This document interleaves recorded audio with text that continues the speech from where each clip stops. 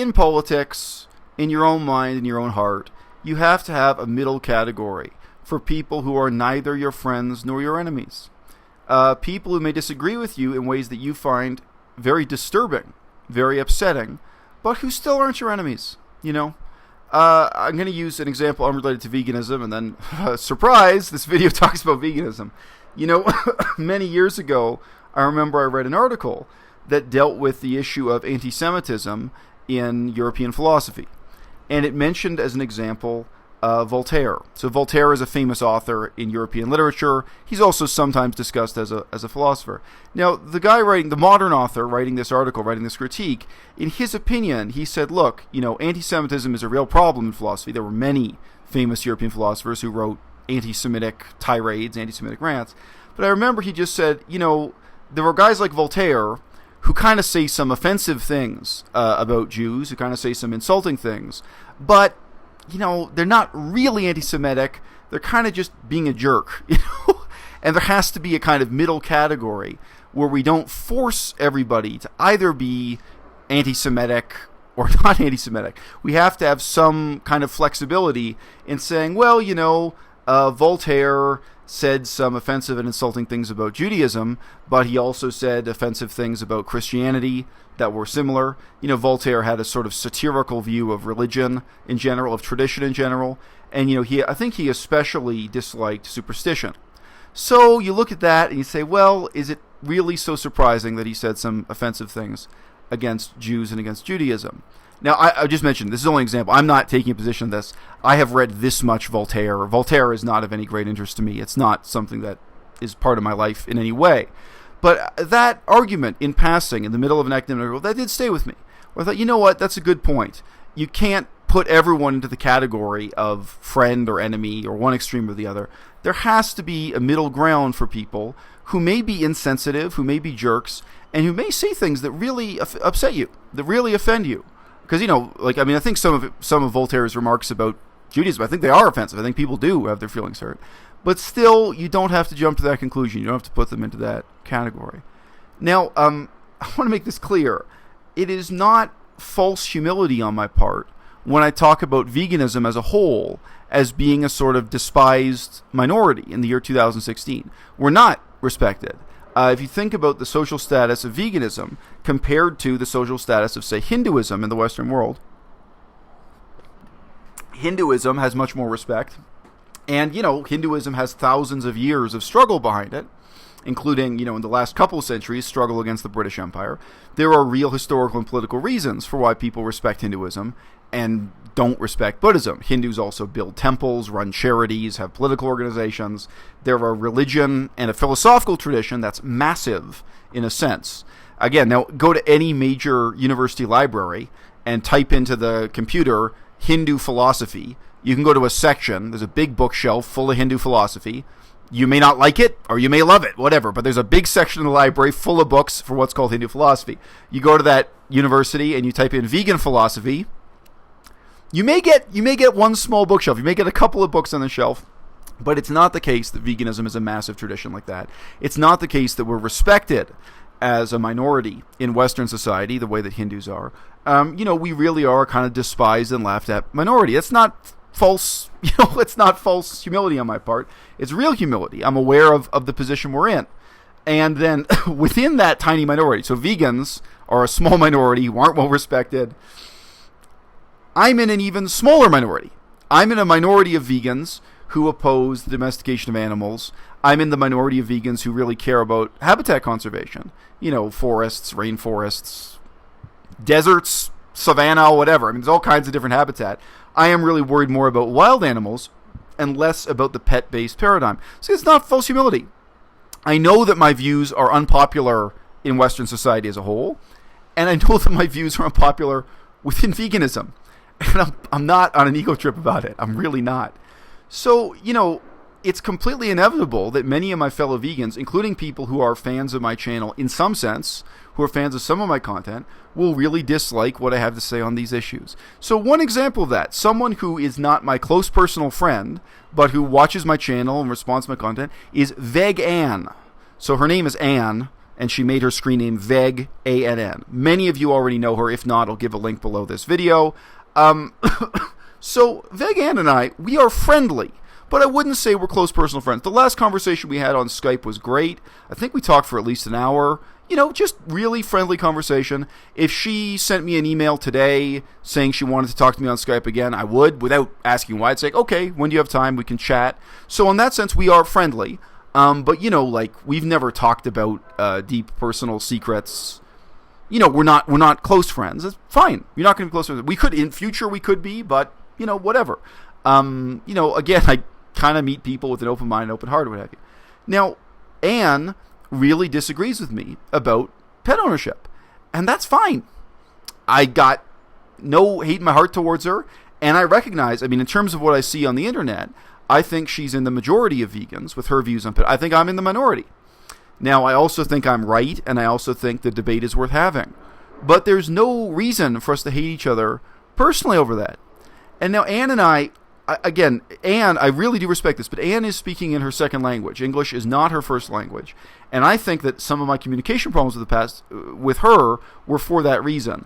I remember she sent me one email, and it just said, you don't seem trustworthy when you say this. I don't think she meant that as an insult, but this was in the middle of, Durian Rider denouncing me.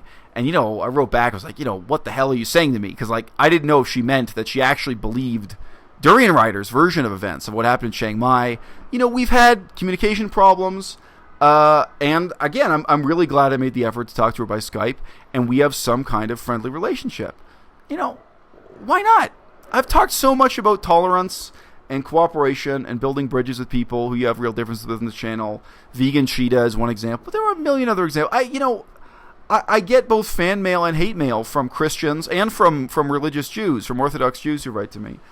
There are people who watch my channel and appreciate what I have to say, but they literally believe I'm going to hell after I die. Literally. They look at me and think, gee, what a nice Jewish boy. It's too bad he's an atheist. He's going to hell after he dies. But they still come to my channel. They still enjoy what I have to say. They still see some value in my contribution. And, I'm as polite as I can be in responding to those people, but I'm also very open. You've heard me say on this channel a whole bunch of times, I believe that when you pray to a God, you are praying to a God that doesn't exist. You can be offended, you can be angry at me, but, I'm open about the fact that I'm a nihilistic atheist, and in order to flatter my viewers, I'm not going to pretend to believe those things. So, this lengthy intro comes around to the fact that I did make a video in a Q&A, in the context of doing question and answer with my viewers, where I responded to people asking me further questions about my views on pet ownership.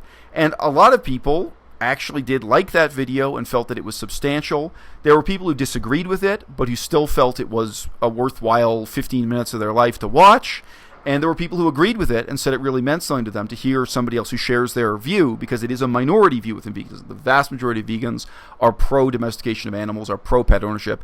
The vast majority of vegans are willing to accept any excuse for why literally chopping the balls off a dog, castrating a dog, is perfectly okay, or even why feeding cow meat to a pet cat is perfectly okay. So that's the majority view in veganism. I realize what I have to say is edgy and what have you. So, it is unfortunate, but I got a very disconsolate message from Unnatural Vegan, and she really felt that video was a personal attack against her. Now, I'd like to say, first of all, objectively and subjectively, that video is not a personal attack against her. I think it's very clear throughout the first half of it that I'm responding to many different people who have criticized me and disagree with me, not just Unnatural Vegan. And then I do mention, Unnatural Vegan specifically. And what I say is that I'm not responding to her because I feel that what she has to say is not worth responding to. Now, I can understand that she had her feelings hurt. And I'm big on giving apologies on this channel. I can say, I'm sorry, I apologize that this hurt your feelings. Now, there's a sense in which that's sincere, the sense in which I can apologize that, I've hurt her feelings. But the sense in which it's not sincere is, I feel this is really worth debating. I feel that the content of that video and my earlier videos really is worth sharing on YouTube. I think this is an important issue to talk about. I don't feel that I've upset you. I don't feel I've upset Unnatural Vegan over something trivial like, who wears too much makeup, or someone's personal life, or, like the SN O'Neill controversy. We have so many controversies where people insult each other over nothing. And, the other sense in which it's hard to be sincere is that in reality, the message she sent back to me really was insulting. And it's strange because what she has to say to me is she really asks me directly not to treat criticism, not to treat people criticizing me as a personal attack. And I don't. And I'm in the absurd situation of saying back to her, well, I can ask the same of you. I disagreed with you on this one issue, and it's not a personal attack against you. I can ask you, please do not treat this criticism as a personal attack. In the past, I have made many complimentary remarks about Unnatural Vegan. Those are sincere compliments. I have a long video about caffeine and alcohol use, and I say many flattering things about her on her channel and the importance of her contribution to the vegan scene, to digital veganism or digital vegan activism. Those compliments are completely sincere. I can appreciate part of what she does while disagreeing with another part. In the same way, I think Vegan appreciates some of what I do on this channel, and she disagrees with other parts. And this kind of mutual admiration naturally is going to be selective. I'm going to like some things on your channel, and you're going to dislike some of mine. Can we be friends?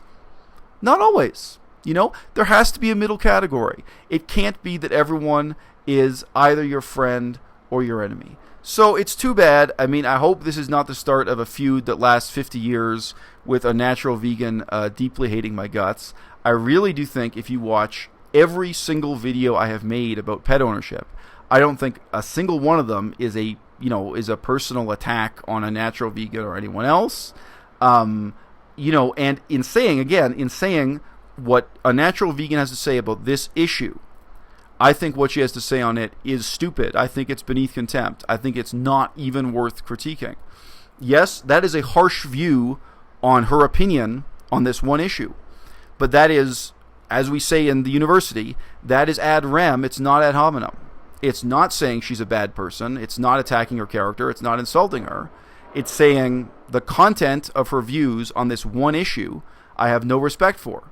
And in many other videos, I've commented that other categories of her videos I do have respect for. Other things she contributes to our discussions on the internet, I do appreciate, do have respect for. So why respond to that as a personal attack? I mean, the other stuff she had to say to me, she said I'm the same as Durian Rider, which is great, especially given the current situation, that I'm the same as Durian Rider, because I would respond in this way. Well, I do think that's an insincere and catty insult. I have responded reasonably to many unreasonable criticisms. On this channel, you can see me respond to, totally unreasonable criticism from Julia Bohr. You've seen how I respond to criticism from Durian Rider himself. You've seen me respond to criticism from many, many people in a reasonable and a way that I try to make informative and interesting. So, I have a long record at this point of responding reasonably, even when other people's criticisms of me have been unreasonable, and of inviting and encouraging dissent, which I do even within my Patreon channel. I tell people, look, you're entitled to have your opinion. As long as it's on topic, you can disagree with me. And people do. People think I'm wrong about pet ownership. People think I'm wrong about all kinds of stuff. Fine. No, it's really not the case that I've responded to any of these things by denouncing people in the way that Durian Rider does. And, I don't know. The other side of it is, if you're new to this channel, if you haven't seen my videos in the past, I'd say give it a chance.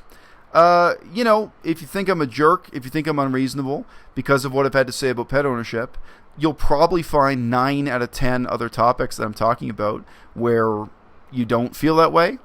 And on the other hand, if you really do disagree with me on 9 out of 10 topics, maybe the one thing we have in common is veganism. And maybe there's something really valuable in being subscribed to a YouTube channel that challenges you so profoundly. A YouTube channel that is actually edgy and challenging, that isn't just repeating the familiar mantras of veganism, saving the world and solving all our problems and helping you with miraculous weight loss and making you feel energetic and vibrant and wonderful. I'm not appealing to a mass audience here. I think there are people who value this channel because they agree with what I say, but I think there are a lot of people who value this channel because they disagree, and they feel those disagreements are worth having. They feel that those debates are substantive. So it's too bad. I mean, if Unnatural Vegan is going to hate me forever, if that's the cost of me being honest about issues that I really feel are important and substantive on the internet, then that's a cost I'm willing to accept.